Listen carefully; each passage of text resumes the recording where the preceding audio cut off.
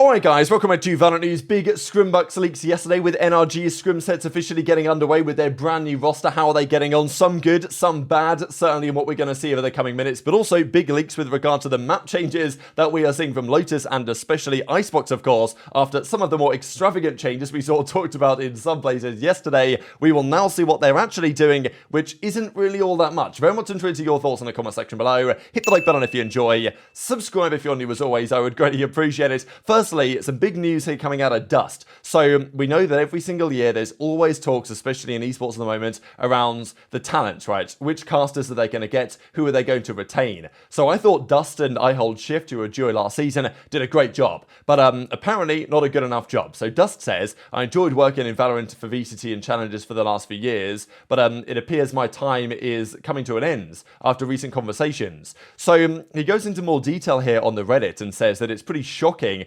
considering what I heard back in November during my yearly review meeting with Riot. Then everything took a complete 180 before the holidays. I was a regular in Challenges last year, even covering the grand finals of the playoffs and the Ascension. I also received lots of positive feedback during my end of year meeting with Riot. I also seem to have good community feedback, good words and support from my peers. At one point I was even told by Riot that Shift and I as a duo was a product that was VCT level quality. Then all of a sudden it was a 180 in recent meetings. It turned into pay rate cuts, no guarantees of a casting spot, etc. All I was offered was a maybe spot on the analyst desk, but even that wasn't guaranteed. So I don't feel appreciated or valued. I'm not going to wait around for a maybe. I worked hard for these guys for 3 years, thought I did great work, but thought Shift and I were a great duo, proud of my work. So it looks like it's over for him, right? And in the end, I don't really understand the complete 180 that took place, but it's out of my control. So really unfortunate. I thought Dust was a great caster. I thought Dust and Shift were particularly good at what they've done.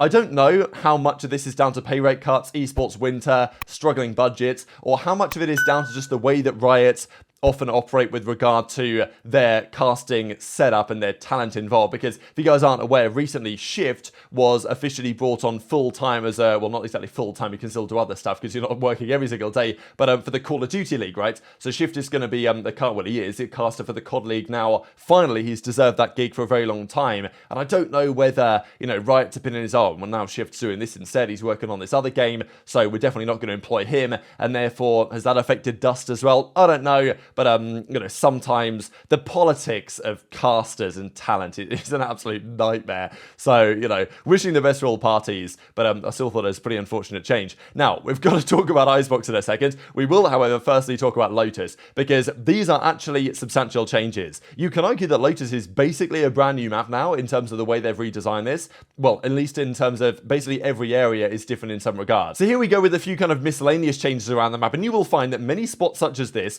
where there were not previously hard and fast corners, there now are hard and fast corners. I mean, look at this. We've got this box here that you could potentially even crouch and hide behind. There's this now new kind of darker corner you've got to clear. There's also this part of the map, right, where there's another added element on the left side to another potential hiding spot. Now, I kind of get it, maybe, the fact that the attackers maybe had a bit of an easier time in some regards, so they want to give extra spots for defenders to kind of lurk and to hide and extra spots to clear.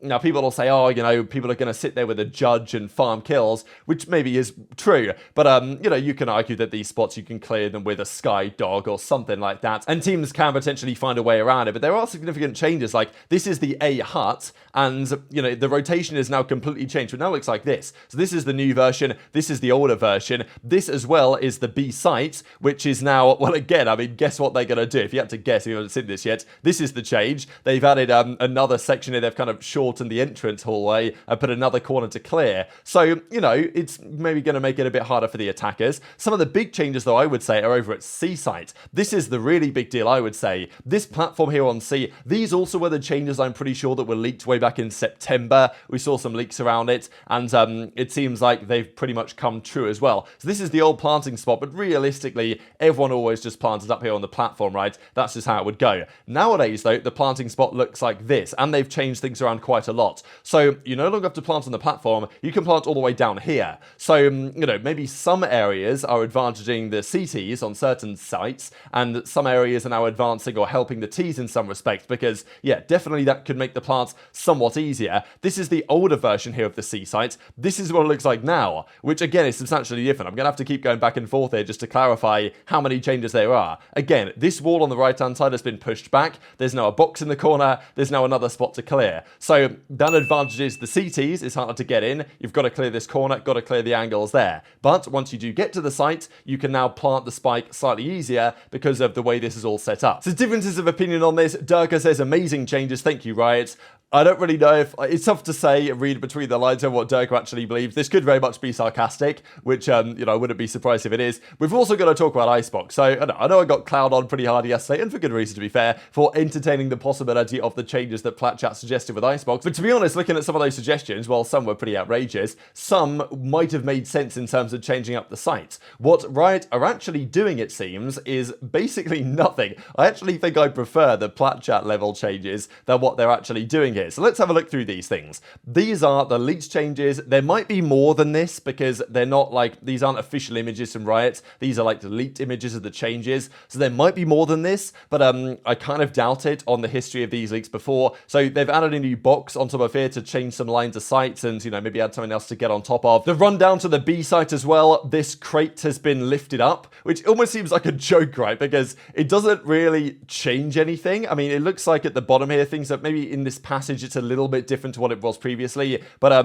you know, realistically, the entrance to the site here is the same from B. This, though, is the one that everybody is talking about. This is the middle. Now, clearly, this is the version where the barrels with the 37.5% chance of spawning don't spawn. I'm just joking, by the way. But again, the entrance from mid to B is the same as it was previously. The only change is this window in the tube, which is a pretty crazy idea, to be honest. I guess it goes both ways. The attackers can then look out to the right, as well as the defenders can hold the angle. So that, I guess, is the way that this might be used. I would say mainly is by the defenders, right? So there's a new set of boxes here as well. But yeah, that window is very interesting, right? It gives the possibility for defenders to basically just hold it with an operator and just hold that angle. But yeah, I don't know what you guys think about that. And then the other change here, as you guys can see on the B site again, is the back part of this site box has now been completely closed off. So there's now, you can't do this anymore. There's now this new window, it seems, here, which allows you through. So yeah, very strange decisions, I would say, in terms of nothing has really changed in some respects. The B site is very similar. Mid is very similar with that new window in the, in the tube. And then A site is seemingly exactly the same. Now, I didn't really mind A site, but still people would say, you kind of needed the sage to plant. So is that fair and reasonable in the same way that you kind of did on B? Boaster and Durka and the guys on Fnatic, who of course liked this map, are now like, what are they doing? Look how they massacred my boy. Maybe it's not the same as it was before, but Boaster seems pretty confused. They took this map out of the rotation for like a year basically, and it's back in with what seemed like very minimal changes. So yeah, I kind of preferred Platchat's ideas than what we've ended up with here, and Vanity seems to agree. These changes have basically changed nothing in terms of fixing some of the problems on B and on A and maybe on mid that the teams generally thought the map had. Now we've got to talk some of the Scrimbux, right? So again, Philip, who is basically the head chef at NRG, was cooking up some absolute masterclasses here. If I'm joining NRG, this is exactly the reason why I'm doing it, right? Sure, the tea might be good, but yeah, the food looks kind of better. So scrims occurring for the first time with this new roster. Everyone's got size now. Apparently, they never trialed with Demon 1 either, so basically the first time as a team they're playing together at all. So here's Marvin in his PJs turning up for his first day of practice. So a couple of Scrimbux to mention for you guys. James Zavef revealing them all on the VLR last night. This is also interesting to note here that Demon 1 Crashy's playing up against Nature. Not exactly sure who Nature is teaming with right now. I know there's been some probably rumors about EG and stuff, but yeah, let's just dive straight into it. These are a few of the screenshots here. So this Cobberg player, I believe this might be the SAD esports team that NRG were playing against. This was 13-4 in their favor at the time. This is also kind of interesting between MCE. So MCE is, of course, the coach now for the Maryville esports team. They played against an interesting roster with Automatic and Braxon. We'll see who James says that is in a couple of seconds. There was, however, this one, which is probably maybe the most interesting of the day, when NRG, so Demon 1 crashes Ethan Marved, very clear what the roster is, of course, with, Victor, of course, the fifth man of the situation, spotted with Marder and Moist X Moguls, or Moist Moist ex-Shopify as it is now, Moist Moguls previously, down 12-4 in this one. So, you know, what do you guys think about that? With,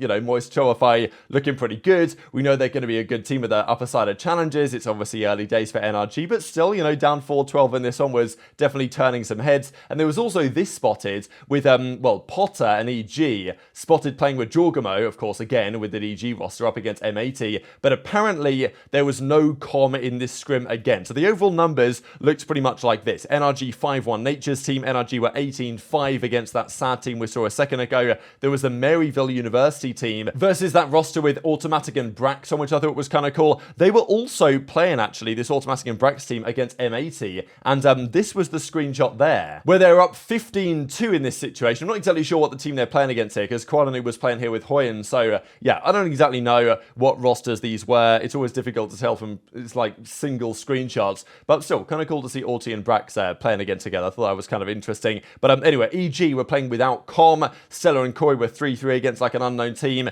So yeah, NRG, they were slamming some teams. They were not having the best time against Moist Shopify, so definitely interesting to see how this one's going to trends going forwards. But also on the EG stuff, right, this is another big topic right now. What are EG doing? What are they cooking up? What is their roster going to be? Because according to James of F, com is still not there. They're continuing practice without him in their main lineup. Now, you know, Leviathan said a few days ago they were going to have conversations. They were going to figure out what they were going to do. Whether they actually are going to drop Nozwa, whether he is officially gone, whether com is going to come in, whether they're going to get, you know, Pankala from Zenzils, which is still maybe a possibility. But for now, com is not playing with EG. So EG seemingly think that he's going to be gone, or at least com thinks that he's going to be gone. But as it stands, there's no deal finalized here yet, despite the fact that Leviathan have been linked to com a fair bit, and that does probably remain the most likely outcome as it stands. So yeah, very much interested your thoughts and all that stuff in the comment section below. And just one final thing here from Boostio confirming that, well, he's locked in jail for the time being. The rumor was that, I don't know what the date was meant to be. Was it the 6th of January? I heard a rumor, you know, we're talking months ago now as to the exact date, I think, when Boostio's contract went over. It was early January. It might have been the 6th of January. I don't exactly know the date. But we believe that Boostio's contract with EG is running out in literally a couple of days. And when that happens, he can officially sign to 100T. So it may be now, it may be very soon. But Boostio's basically saying, yeah, I'm locked in jail for now, but I think soon that will not be the case, and we have seen many indications as to exactly where he is going to end up. So very much interested in your thoughts in the comment section below. Hit the like button if you enjoyed, subscribe if you're new, take care, and I'll see you next time.